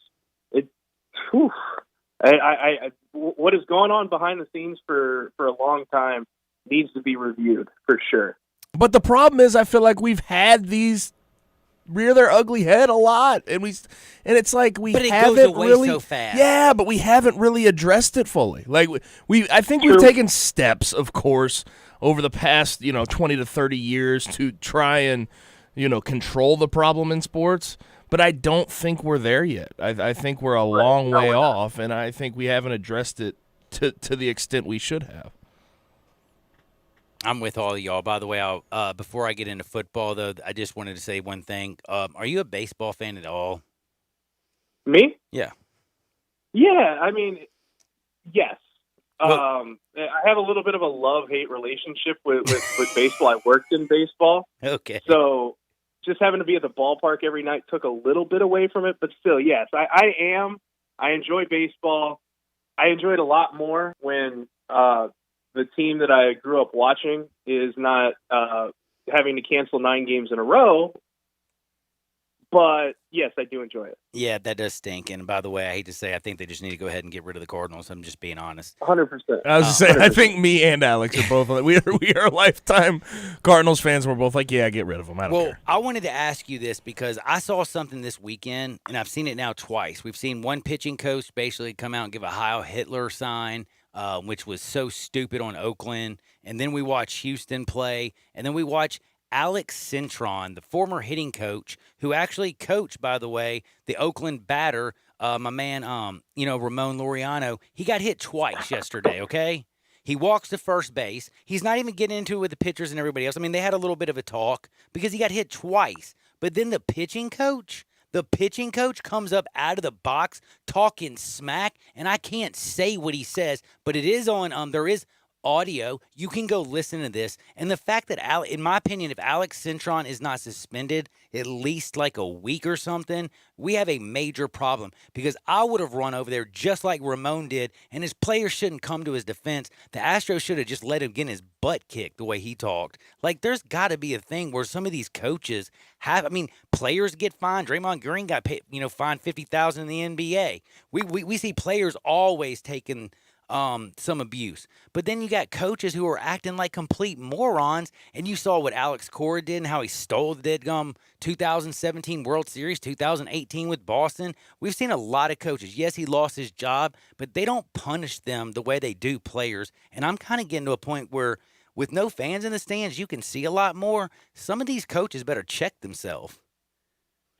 There's going to be a lot of suspensions that come from altercations. So I'll be interested to see how this one plays out, because this is the Astros again, right? Yep, it is the Astros. I'm going to tell you right now. And by the way, Dusty Baker, the way he came out and talked about that, I don't know what the coach said, and it's baseball, blah, blah. Dude, you know what your coach said. It was embarrassing, and there's no way in hell Alex Cintron should be able to at least coach the rest of the week. In fact, I don't even know if he should still have his job. I mean, he's supposed to be a person that you look up to, and he was the biggest child on the field this weekend. And I mean, I'm talking about I can't believe that came from a coach.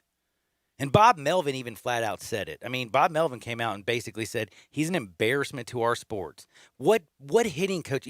By the way, he was Ramon Laureano's hitting coach for years, because Ramon came up through the Astros organization, was traded to Oakland. So the fact that he did that, he took it personal, man. If you hear what he said, I can't say it on air. You'll find out. I'll Google it after we're done. I did not hear the exact words used. I would run over there and beat him up too. You know what I'm saying? Trust me. You know what I'm saying? Trust me. You wouldn't have liked it. There's certain things you don't call a man. You know what I mean? Yeah. And he stepped over that line. He stepped over that line. And he called him something. So, I don't even want to talk about it, but let's. You ready for football? Yeah. I don't want to talk about it either. Big Ten country guy.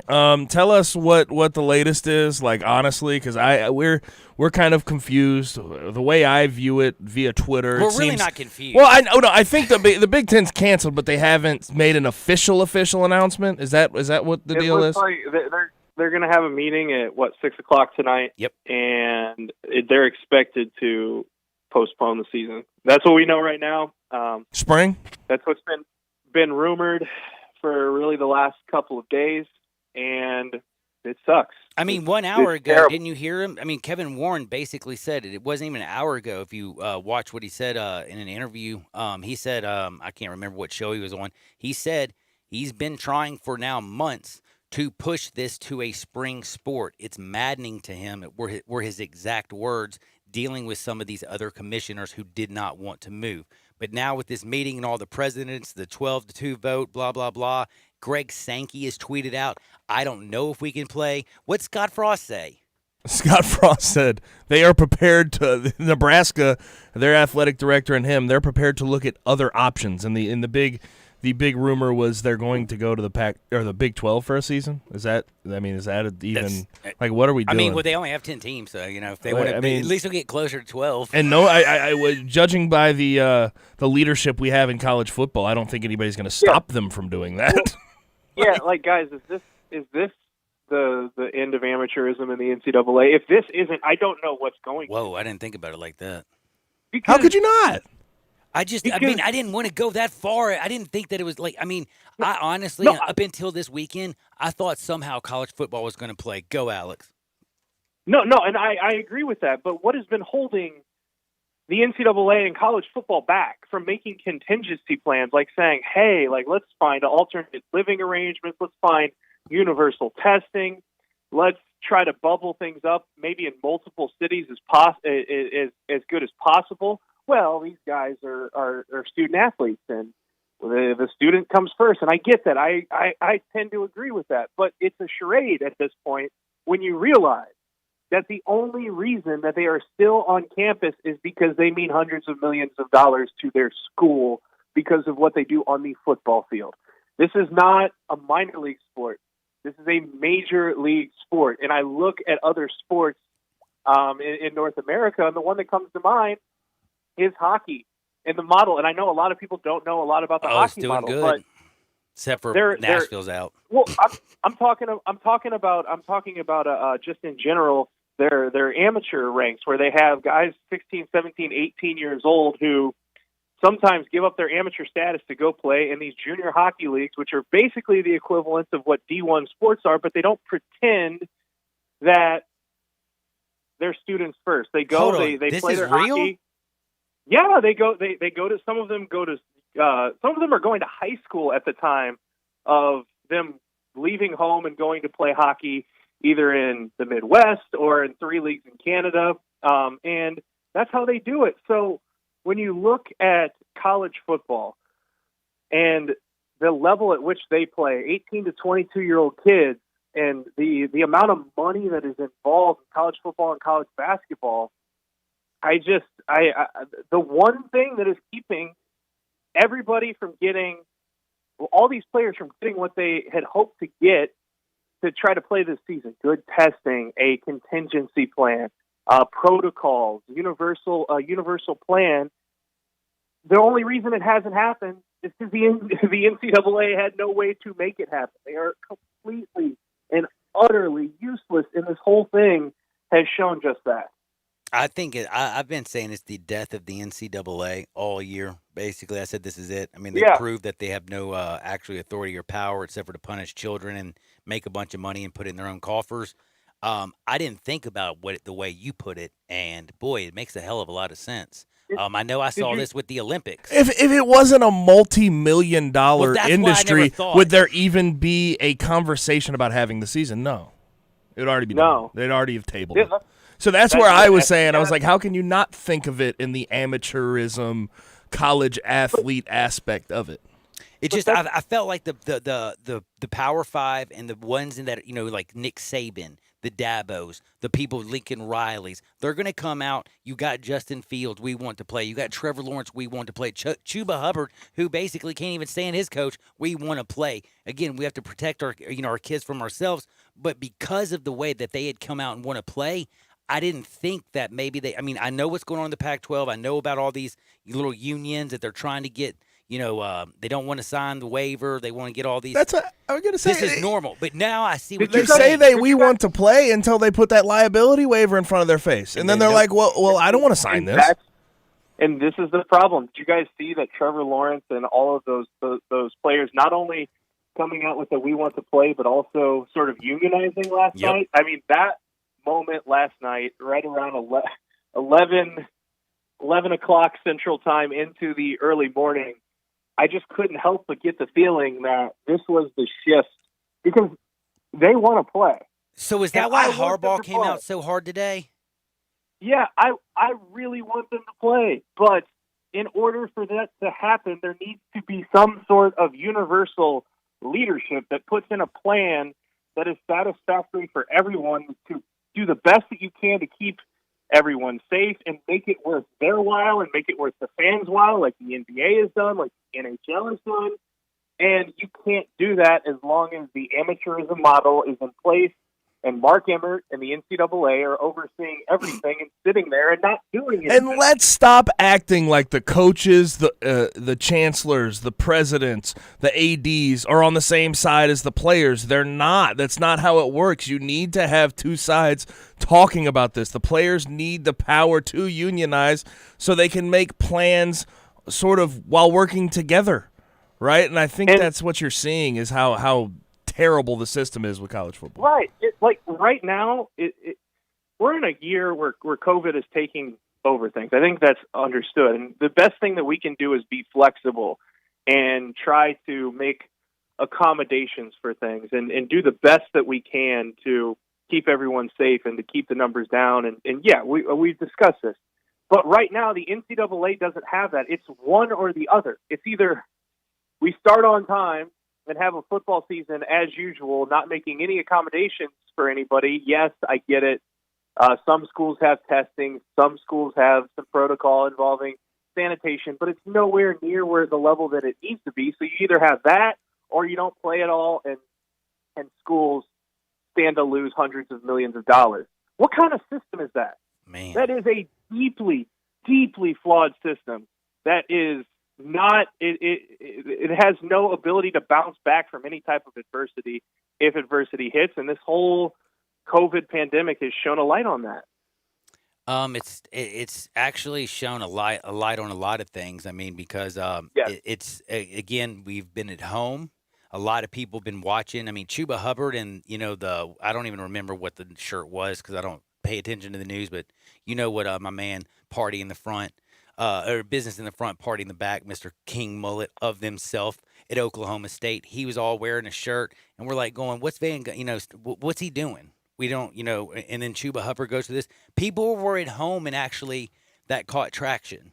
And then with the movement that's going on around the country, University of Memphis is going to wear Black Lives Matters on their helmets. Like, there's been a lot of stuff that's been going on, and there's been a whole lot of change. And I think the players just realized one also thing is not only do they have power, but they're trying to put us in a very precarious situation just so that they can keep making their cash. And I think that's why they kind of unionized last night. But I will say, though, Justin Fields and Trevor Lawrence, Harbaugh coming out with his – did you see his big declaration, 13 points of why they should play and all this stuff?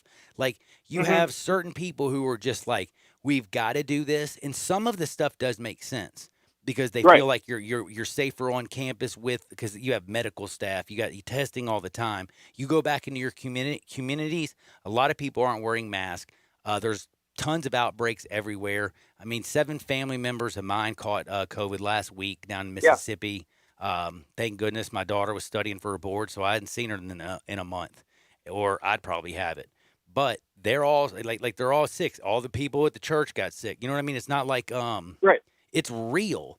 But now I feel like everybody and their grandmother actually, because it's not just on ESPN.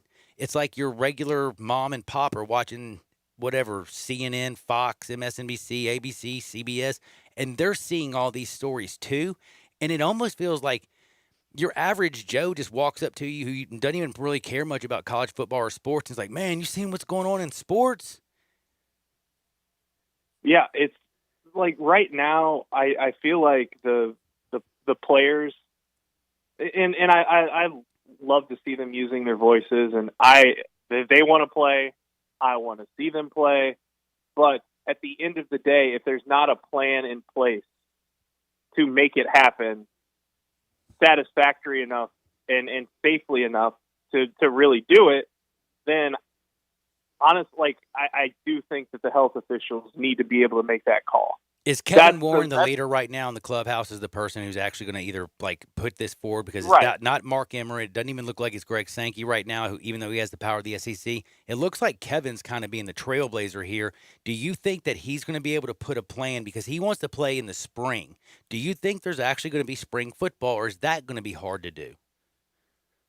That's going to be hard to do, but there needs to be. They need to come up with a plan. Like, they need to come up with a detailed plan that covers as many of the bases as possible. The number one thing is the TV contracts, and the I know a lot of conferences are beholden to that. I believe that Memphis's athletic director talks about that, and the president talks about that. That's the toughest problem that they have. There needs to be safety protocol. They can come up with a plan as far as trying their best to bubble up their players as much as possible. If they're going to do it in the spring, they need to commit to that and come up with something, because college football has not been able to do that, and that's why we are where we are. And I do feel bad for them, because everybody is there's no direction, there's no protocol, there's no answer, and it's every person for themselves, it's every school for themselves, and that's not a way to get anything done. Yeah. Hey, I couldn't say it any better. Alex, you're absolutely the best. I got to say, you and Gabe, I could rap with y'all all day. And please, if you have a chance, listen to my next segment during Hardwood, because the Braves organist deserves a huge raise. Do you know what I'm talking about? He played I do not. Beat It. Yeah, Beat It. Have you ever heard the song Beat It?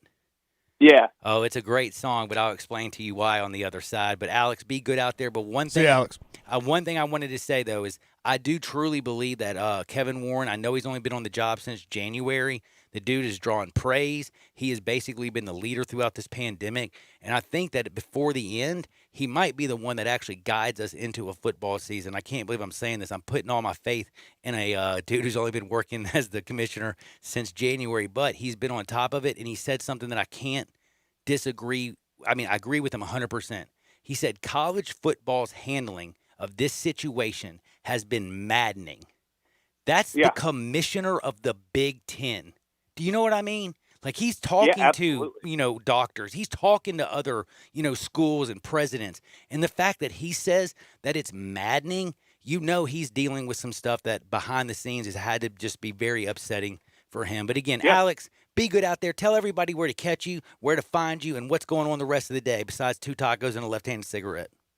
Well, we're going to attempt to have a show on 1600 AM KGYM Radio, ESPN's Eastern Iowa affiliate. Unfortunately, a big storm hit Cedar Rapids, and there's power out. So it's been a great day for us in Eastern Iowa. But it's been fantastic. I love you, Alex. You got such a nice one. Follow him at Alex Kuhn 523. Spells it just like his brother, Kuhn. Alex, be good. I'll talk to you on Friday or soon or whatever. But be safe up there, my friend, and good luck. Absolutely. Thanks, guys. That's our buddy Alex Kuhn. I would hope that, real quick, Go. I would hope that me and Alex spelled our last name the same. We are. You are brothers, yeah. He's my brother. Well, I mean, you know what? But yeah. like, what if somebody's like an idiot like me talking about Daryl Kyle and Tyler Skaggs for an hour? Some people's brains you have to help. I point them out though. My mistake. But again, we're gonna have some fun. Hardwood's coming up, and I just got to tell you one thing: Hardwood's my favorite segment and my favorite place to eat in all of Memphis is Central Barbecue. Go to eatcbq.com. Always get the banana pudding. I eat it freaking every Saturday and Sunday for breakfast. That is not a joke. Like, I don't care who you are. Come to my house anytime on the weekend. Open to my refrigerator. There's a quart of banana pudding. I also get all my turkey and my pulled chicken. I always get my nachos and my ribs. I love everything there. Wing people. I know, dude, you think Magic City's good? Magic City ain't got nothing on Central Barbecue except for maybe the breast and thighs because they don't serve breast and thighs at Central Barbecue. But the wings out of this world. Central Barbecue, they are simply the best. 4 locations, Poplar, Central, Summer, downtown. They don't play no games. They're the best in the world. They're the real deal Holyfield. We'll be right back. This is Sports 56. Coming up next, Hardwood, 96.1, 87.7 FM. Search Sports 56 on Facebook and give us a like. And follow us on Twitter at Sports 56 WHBQ. Hey, frequent heartburn may keep you from running your A game, but it doesn't have to anymore. Join the Prilosec OTC 2-week challenge. Just go to prilosecotc.com. You'll get $3 off to get you started, plus 14 days of tips, tricks, and reminders. Just 2 weeks, 0 heartburn. Go to prilosecotc.com and sign up today. 0 heartburn is possible with Prilosec OTC. Use as directed for 14 days to treat frequent heartburn, not for immediate relief. Looking for a great place to deposit your money? Try First Bank. Competitive CD rates, a money market that moves with Wall Street prime and interest-bearing checking account options. Not to mention their friendly bankers who make decisions locally. To find out more, stop by one of First Bank's 3 local branches. 6482 Poplar Avenue, just east of International Paper. 8398 Highway 64 across from Wolf Chase. And 6280 Highway 64 in Oakland. Or visit firstbankonline.com. Member FDIC. Great news, sports fans. The Butcher Shop Steakhouse is now open for dine-in service. Make a reservation and enjoy a mouth-watering steak dinner. Or, if you prefer, take it curbside. In addition to their fantastic steaks, the Butcher Shop Steakhouse has a variety of entrees, including Canadian lobster tail, crab-stuffed shrimp, pan-seared red snapper, and fresh ground steak burger with portobello mushroom sauce. Planning to cook out? The Butcher Shop Steakhouse offers a great selection of fresh Angus beef, hand-cut steaks and burgers, lamb chops, Atlantic salmon, and more. Make your reservation for dine-in or pre-order for curbside pickup. The Butcher Shop Steakhouse, dine-in, curbside, and delivery. Plus, enjoy the sizzle of top-quality Butcher Shop steaks on your own grill. Call us at 757-4244 and visit our website, thebutchershop.com, for menus and more. The Butcher Shop Steakhouse, Walnut Grove and Germantown Parkway. I Buy Houses, 901-406-1101. That's 901-406-1101. I Buy Houses. I Buy Houses will buy a house in any area, in any condition, and yes, it's guaranteed to close in 5 days. If you need to sell your home quickly, call 901-406-1101. If you've been through a divorce, if you lost your job, if you're tired of renters, I Buy Houses can get you your money quickly. I Buy Houses will buy your home in Shelby County, DeSoto County, Memphis, Bartlett, South Haven, Horn Lake, Olive Branch, anywhere and everywhere in between in any condition. And yes, they're open 24 hours a day, 7 days a week. I Buy Houses, 901-406-1101. That's 901-406-1101. Grab that pen, 901-406-1101. I Buy Houses. We are Real Sports Talk. Sports 56, 96.1, and 87.7. Available on your radio dial at 560 AM, 96.1 FM, and 87.7 FM. As well as online around the world at sports56whbq.com. Take us with you everywhere on your phone or tablet by downloading the Sports 56 app. And at home, tell Google or Alexa to play Sports 56. Wherever you are, stay tuned to Real Sports Talk. Sports 56, 96.1, and 87.7. Now, back to Johnny Radio's Happy Hour. Here we go. On Sports 56 and 87.7 FM.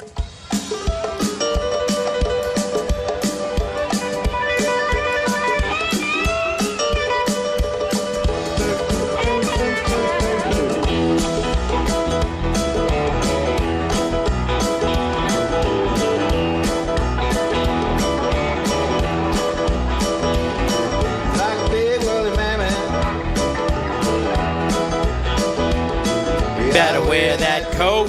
Man, I'm going to give me a woolly mammoth one day. When I come riding to work in a woolly mammoth, I'm going to be balling. But it will be the winter because I can imagine I don't want to take him out like in the summer. Like it's so hot outside, yo. Speaking of hot, it's about How do you know it's going to be a him? Or maybe it's a her. I have a boy and a girl dog. It's a good point. Could be a female. If I had a female, though, I'd be scared because she might have little baby woolly mammoths, and then I'd be real busy. Oh, my goodness. No, I'm crazy as a loon. But I want to tell y'all something. We're about to do my favorite segment of the day, but I got a friend out there who's doing something that's really cool. Have y'all heard about the Great Cycle Challenge? It started in 2015. In just 5 years, this event has grown to become the biggest cycling event in the United States. It raises more money to fight pediatric cancer than anybody else in the last 5 years outside, of course, like St. Jude and doing that stuff. They've raised, guess what, $24.6 million in 5 years to help support research and develop better treatment and find a cure for childhood cancer. I have a friend, Richard Coleman, and he is going to try to ride basically 600 miles, like 585 miles or something. He wants to be first. He wants to raise the most money. He's right now in 4th place, and I'm going to bring him on Thursday to talk more about it. But you can just go to, basically, it's very simple. You just go to the Great Cycle Challenge. It's very simple. Go there. You can go anywhere you want, find out about it. I'll tweet all kinds of stuff about it. And if you follow Johnny_radio, you'll see where I tweeted. I almost said something weird. It's the Great Cycle Challenge. And again, it's Richard Coleman. He's one of the nicest guys. He's going to ride. His goal is to ride 564 miles this month and be the #1 fundraiser in Tennessee. He currently is sitting at 4th. So we're going to race this, and all you have to do is go to GreatCycleChallenge.com, donate for how many dollars you want to give for how many miles he rides. This is something that's awesome. He's a really good person, and I would really like to see him win. He's a really great guy, and I can't think of anything better. So it is time, though, because I'm about to get dirty, people. It's time to talk about Beat It. Hey, can you give me a little Michael Jackson Beat It up? Maybe a little before the end of the show? That'd be hilarious. No, not right now, I'm saying, but let's go to Hardwood. This is Access Hardwood. You don't think, I can't sing it as good as Mike. And, I just feel like we have to have a little Beat It song when I do this little intro. And this is very important because you're going, why is John constantly talking about Michael Jackson? Michael Jackson passed a long time ago. Yeah, but his song was so important this weekend.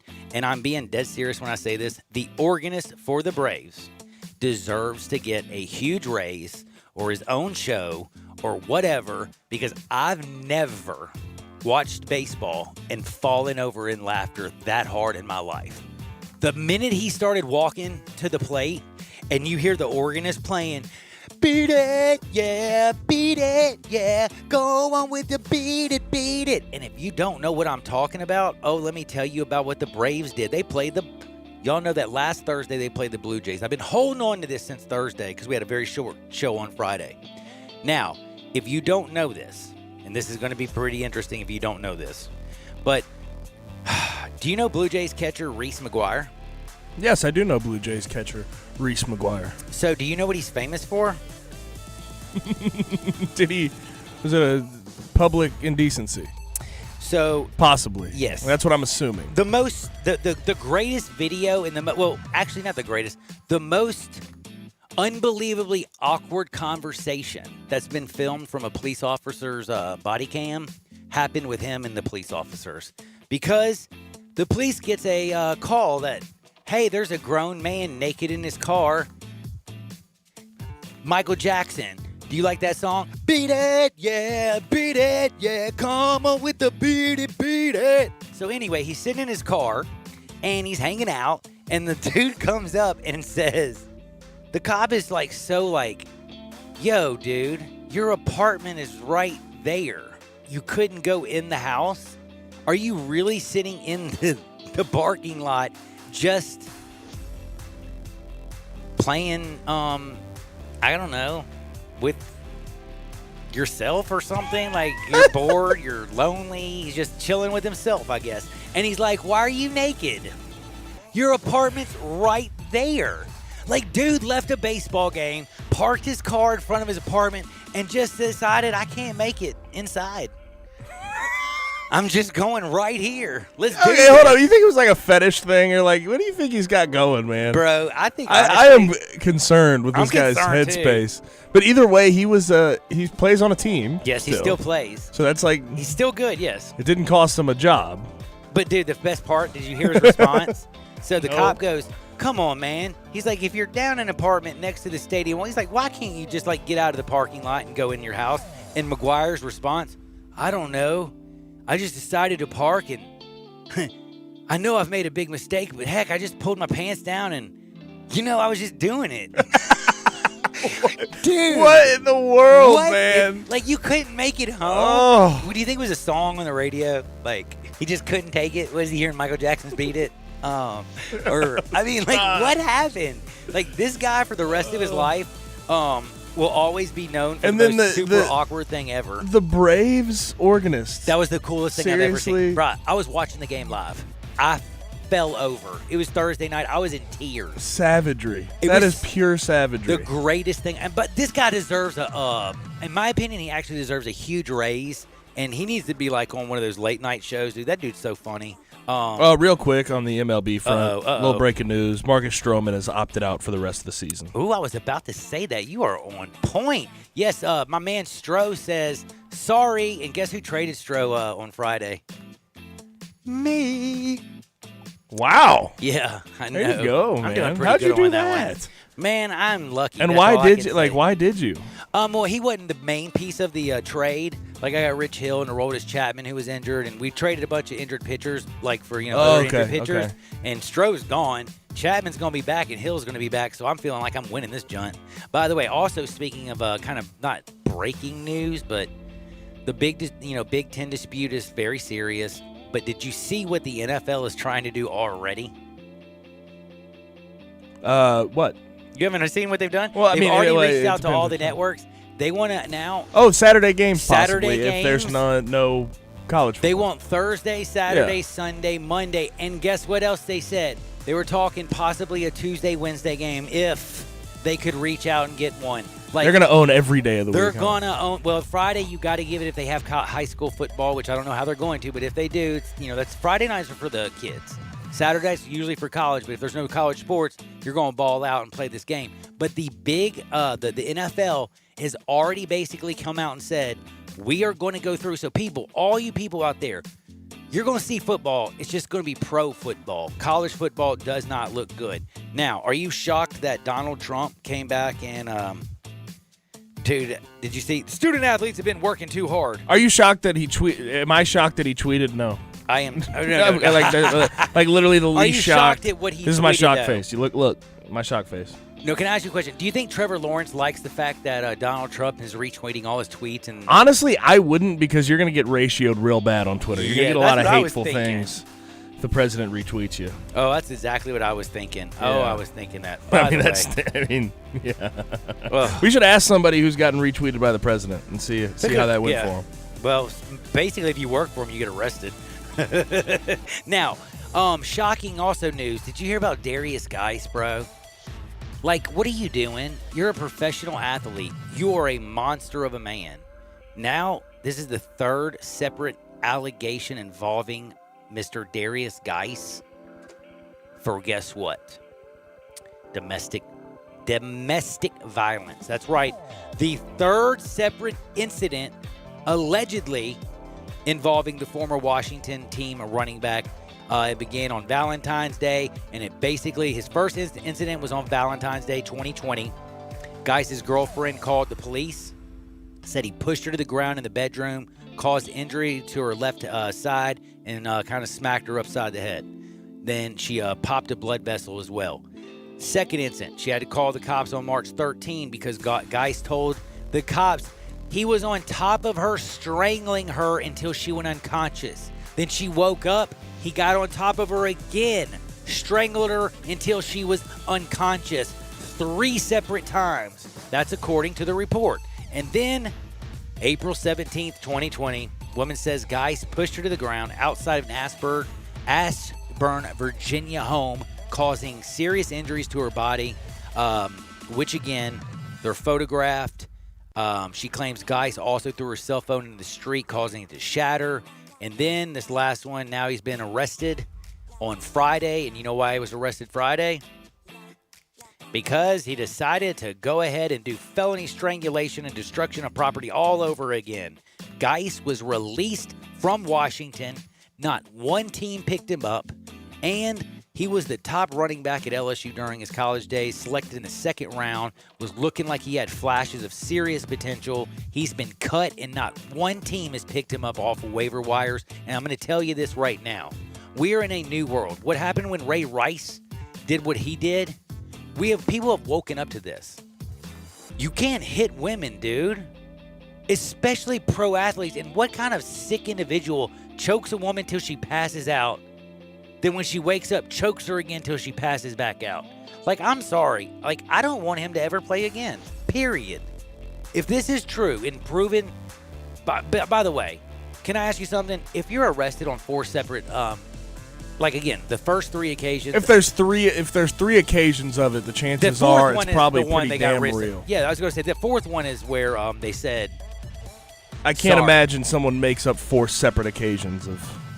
domestic violence. Yeah, me neither. Me neither. And he's a guy who's been through so much freaking turbulence since he's gotten into the league, getting drafted by the Redskins, getting hurt, having to deal with their bad medical staff, and now this. It's just bad downhill turn for Darius Geis.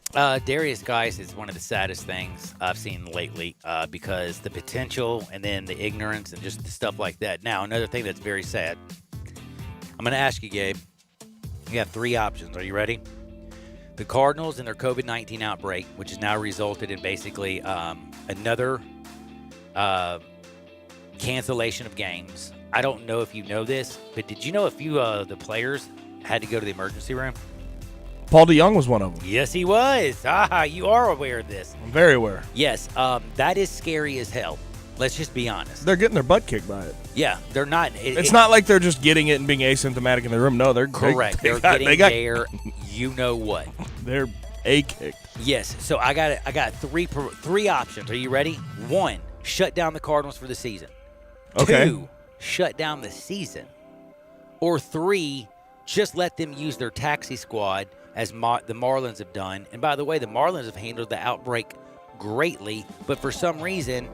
It's like the Cardinals are sending this, how do I say it? Basically, vibe to Rob Manfred. I mean, ideally, taxi squad. They don't want to play with the taxi squad. But ideally, you'd play with the taxi squad. But my other choice, cut them off. I don't care. I mean, right at this point, I care. Don't get it twisted. I know, I care. But at this point, it's like you either get rid of them or the season is at jeopardy, and I don't want the season to be at jeopardy. I don't think one team should shut it down for the rest of them when everybody else seems to be following protocol. The Marlins have recovered. They're the only team, the Cardinals, that have not recovered from this thing and continue to struggle with it. And if that continues to be a thing, you just cut it off. You think just about get this. Them get them out. The Marlins have played twice as many games as the Cardinals. Did you think about that? Isn't that weird? The Marlins were the first one. You had Sandy Alcantara. You had all these major players get it. Aguilar, all these people get it. And guess what? They're back playing. The taxi squad is balling. They're 7-3, and they were 7-1 because they lost 2 straight. Like, they were literally the percentage-wise the number 1 team in the National League East. But the Braves are 11-6 on the season, and now half a game up on the Marlins mathematically. In the winning percentage, actually, Marlins are still up, but if you look at the amount of games. Anyway, point is, what I'm saying is you got the Cubs 10-3, the Rockies 11-4, the Dodgers 11-5. How are the Cardinals going to come back? They can't. They're 2-3. They're 2-3. The Cubs are rolling with this giant.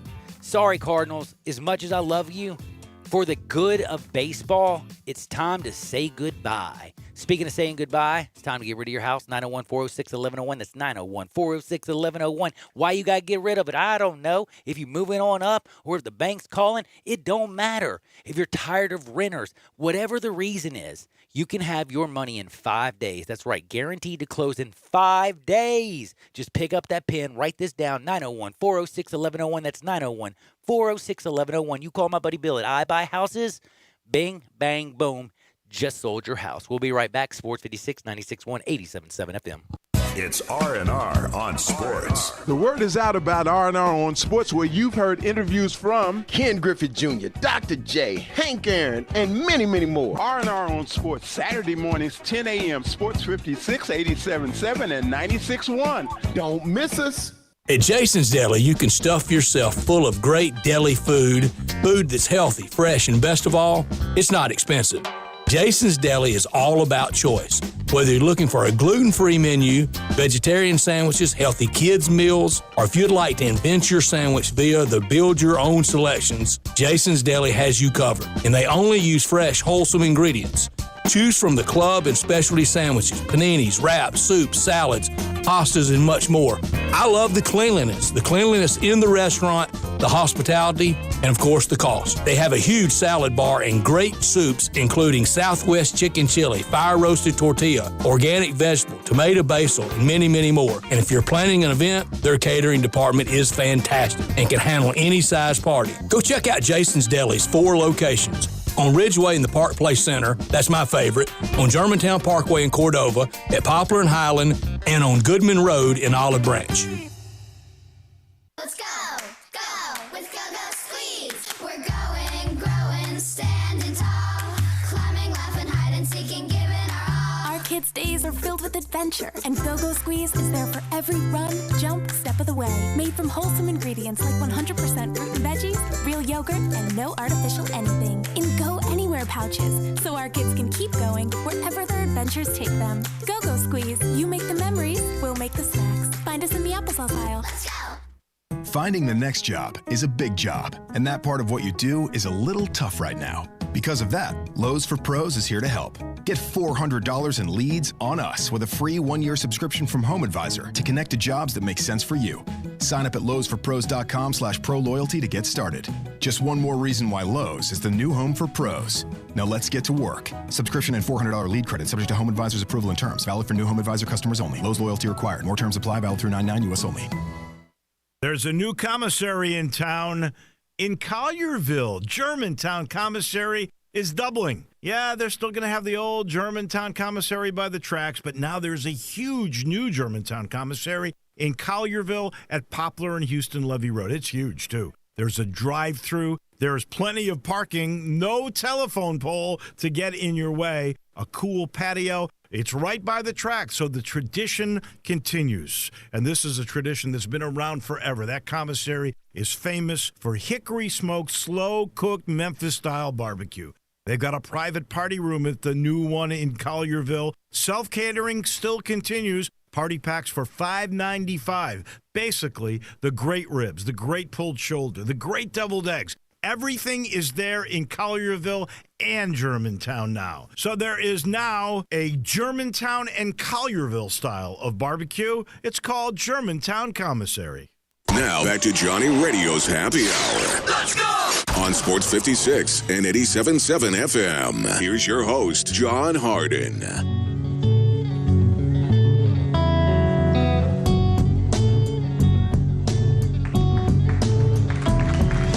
Yo, yo, yo. I love listening to Kurt Cobain.